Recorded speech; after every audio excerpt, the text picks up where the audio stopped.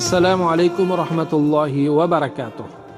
Qurbon hayiti kuni mustahab bo'lgan amallar shuki: hayit tongi erta turish, misvak ishlatish, g'usl qilish, atir sepish, toza va halol kiyim kiyish.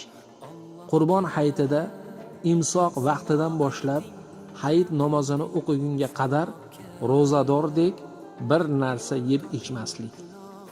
Birinchi taomni qurbon go'shtidan yeyish uchun nonushta hayit namozidan keyin yeyishlik. Chunki payg'ambar alayhissalom qurbonlikni jigardan tanovul qilar edilar. Imkon qadar masjidga piyoda borish, namozdan keyin uyga boshqa yo'l bilan qaytish, xursand bo'lish, ko'p sadaqa berishlik Alloh subhanahu va taolo bizdan va sizdan qabul qilsin deb musulmonlarga, qarindosh urug', qo'shni, yaqinlarga duo qilishdir. Qurbon hayiti namoziga borayotgan vaqtida ovozni chiqarib takbir aytishlik.